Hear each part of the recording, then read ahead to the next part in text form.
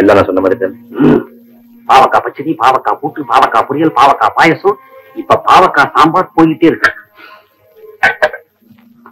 சீதாபதி வேகம் வரும், எனக்கு வல்லாத விசுக்கணும். சீதா பாதி நான் முழுசாவே வந்திருக்கிறேன். போடு. சாப்பிடுங்க சாப்பிடுங்க. இந்த சீதாபதி கையால சாப்பிட்டா இன்னும் 2 கவலம் கூடவே உள்ள போகும்.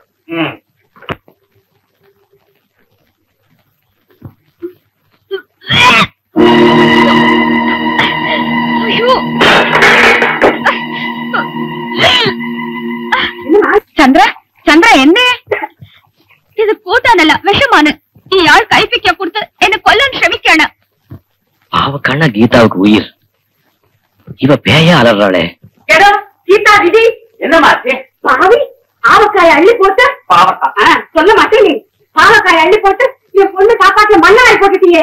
பாவக்காய் சாப்பிடுறது என்ன தப்பு? உடம்புக்கு நல்லது. வாய் மூடு. என் பொண்ணுக்கு பாவக்காய் பிடிக்காது.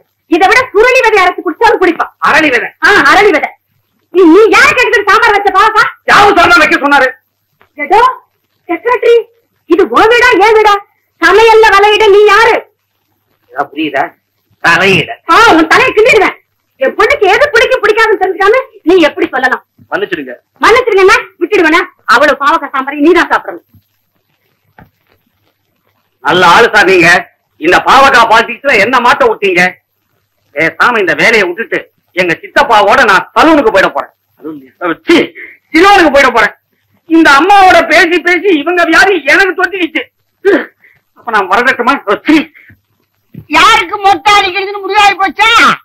இந்த ஆட்டையா ஏவா குஞ்சுவா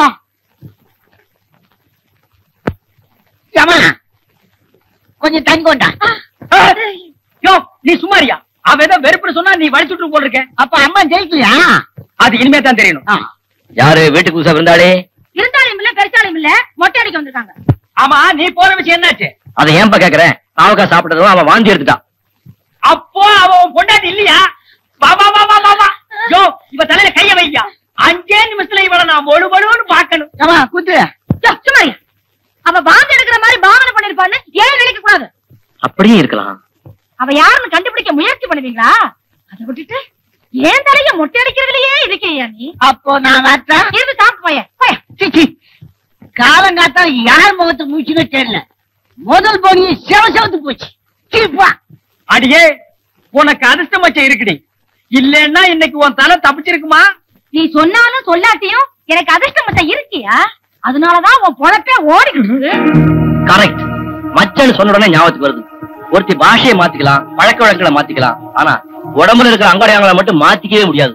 என் பொண்டாட்டி முதுகுல பளிச்சுன்னு தெரியற மாதிரி ஒரு கருப்பு மச்சம் இருக்கு. அதை வச்சு அவ யாருன்னு கண்டுபிடிச்சிட்டு வரேன். ஏடா கூடமா எட்டி பார்த்து முதுக டின்னு கட்டிட்டு வர போறான். அப்படியே வந்தாலும் வெந்நீர் ஒத்தோட கொடுக்க நான் இருக்கேன். நீ போ. யோ, இன்னைக்கு ஜோசியத்துல எவ்வளவு சம்பாரிச்ச? என்ன ஒரு 5 ரூபாய் இருக்கும். அவ்வளவு என்கிட்ட கொடுத்துட்டியே. சாராத்துக்கு என்னையா பண்ணுவ? இந்த 2 ரூபாய் வச்சுக்க.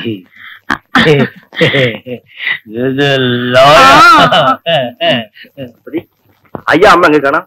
படுக்கறையில. ஐயாவுக்கும் அம்மாவுக்கும் பலத்த சண்டை. ஐயா நீங்க நினைக்கிற மாதிரி இல்ல.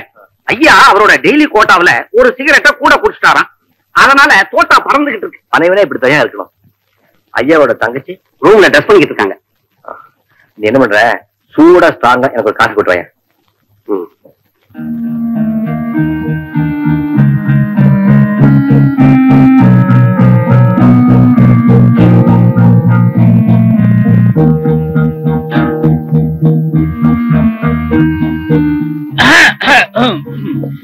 என்னப்பா ஜாகு, என்ன செஞ்சிட்டு இருக்க?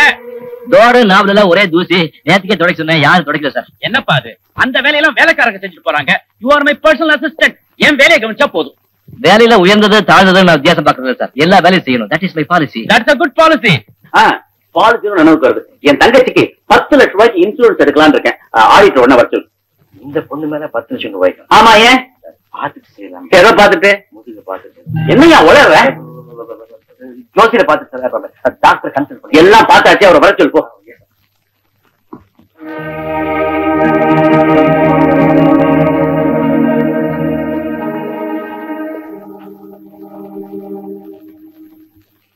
அவர் தன் பொண்டாட்டியா இல்லையான்னு கண்டுபிடிக்க படாத பாடுபடுறாரு. அது செஞ்சா நான் இங்க வந்தேன். முதுகுல அந்த எச்சத்தை மட்டும் பாத்திருந்தா இந்த வீட்டையே ரெண்டாக்கி இருப்பான். எச்சம் இல்ல, பொச்சம் வச்சு மச்சம் எல்லாம் ஒண்ணுதான். நீங்க பாருங்க, என் மேல உள்ள அனுதாபத்தினாலேயோ ஒரு குடும்பத்தை ஒண்ணு சேர்க்கணுங்கிற ஆர்வத்தினாலேயோ என்னை இங்க அழைச்சிட்டு வந்தீங்க. அவர் நடத்தின அத்தனை சோதனைகளிலும் என்னை ஜெயிக்க வச்சு இன்னொருத்தின அவரை நம்ப வச்சீங்க. ஆனா எந்த நிமிஷம் அவர் இந்த பட்சத்தை பாக்குறாரோ அப்பவே உங்க முயற்சிகள் அத்தனையும் வீணாயிடும். கீதா, உன் புருஷன் மோரத்தை விட்டு பணத்தை எங்க எடுத்துக்கிறோம்னு தெரிஞ்சுக்கிறதுக்காக நான் அவனை ஃபாலோ பண்ணேன். அங்க நீயும் அவனும் பேசுறத கேட்க நிறுத்துச்சு. ஒரு நல்ல கணவனும் ஒரு நல்ல மனைவியும் சந்தர்ப்ப சூழ்நிலை பிரிஞ்சிருக்காங்க நான் புரிஞ்சுட்டேன். அவன் போனப்புறம் உன்கிட்ட உன் கதையை கேட்டு நான் கழிச்சு வந்தேன். கீதா, உன்னையும் அவரையும் சேர்த்து வைக்கிறதுக்காக என் சொத்து சுகம் எல்லாத்தையும் இழக்க கூட நான் தயாரா இருக்கேன். முன்பின் தெரியாத என் மேல இந்த அளவுக்கு அக்கறை கட்டுறத பாக்கும்போது எனக்கு எப்படி நன்றி சொல்றதுன்னே தெரியல. எனக்கு தங்கச்சி ஒருத்தி இருந்தா நான் இதைத்தான் செய்வேன். சரி சார், உங்க முயற்சிகளை பார்க்கும்போதுதான் எனக்கே ஒரு நம்பிக்கை வருது. அது வளர்ந்தா உங்களுக்கு நல்லாவே இருக்கும். நம்பிக்கைமா ஏதோ சமையல் நீ குறுக்க பேசாரு. உங்களோட புஷ்ப பாரத்தை எடுத்து வச்சு வாங்க. சாமி, நீங்க யாருன்னு நாங்க தெரிஞ்சுக்கலாமா? தெரிஞ்சுக்கலாமா? அதே அதே. நான் ஜவ்வாத சுவாமிகள். ஜவ்வாத சாமிங்கிறீங்க? கெட்ட வர அடிக்குது. கழுதைக்கு தெரியுமா கற்பூர வாசனை? என்னப்பா இது வேஷம்? இது வேஷம் இல்லப்பா. இளமையிலே எனக்கு ஏற்பட்ட ஏமாற்றம் விரக்தியும் தான் இந்த சின்ன வயசுல இந்த துறவரத்துக்கு தூண்டி விட்டுடுச்சு. நீ காலித்தனமா ஊரை சுத்தாம இருந்திருந்தா உன்னைய சிங்கப்பூர் கழிச்சு போய் ஒழுங்கா முன்னு கொண்டு வந்திருப்பேன். கசப்பான என் கடந்த காலத்தை ஞாபகப்படுத்தாதீங்க. எதிர்காலத்துல எல்லாருக்கும் நல்லவனா இருக்கும், உதவி செய்யணுன்ற ஒரே எண்ணத்துலதான் இந்த மார்க்கத்துக்கு நான் வந்திருக்கேன். ஐடியா வந்தாச்சு. என்னங்க நாம நடத்துற இந்த நாடகத்துல என் மச்சான் ரவிக்கும் நான் பங்கு கொடுக்க போறேன். என்ன சொல்றீங்க? இவன் தான் சந்திராவுக்கு முறை மாப்பிள. ஆலப்புழன்னு வந்திருக்கான். 7 வயசுல இவங்களுக்கு கல்யாணம் நிச்சயமாயிடுச்சு. அடுத்த மாசம் கல்யாணம். இதனால என்ன பிரயோஜனம் வரப்போகுது? முறை மாப்பிளையே வந்தாச்சு. அடுத்த மாசம் கல்யாணம் தெரிஞ்ச உடனே யாவுக்கு மச்சத்தை பாக்குற ஐடியா விட்டுருவான். கண்டிப்பா தன் மனைவி இல்ல வேறொரு பொண்ணு தான் முடிவுக்கே வந்துருவான். ஐயோ ஐயோ, என்னையும் ஒரு பொண்ணையும் முடிச்சு போட்டு நீங்க என்னென்னமோ பேசுறீங்க. சன்னியாசத்துக்கு போற என்ன சம்சாரி ஆக்கிடாதீங்க. ரவி ஏதோ ஒரு அல்ப காரணத்துக்காக இவ புருஷன் டைவர்ஸ் பண்ணிட்டான். அவன் மனசை மாத்தி இவங்க 2 பேரும் ஒன்னா சேர்க்கணுங்கிறதுக்காக கஷ்டப்பட்டு நிறைய பொய்களை சொல்லி நான் உங்க நாடகம் நடத்திட்டு இருக்கோம். நீ சன்னியாசத்துக்கு போறதுக்கு முன்னாடி இந்த நல்ல காரியத்துக்கு உதவி செஞ்சுட்டு போப்பா. எப்பேற்பட்ட நல்ல காரியம் என் பிறவி பயனை அடைந்து விட்டேன். இவனை முதல்ல மாத்துங்க.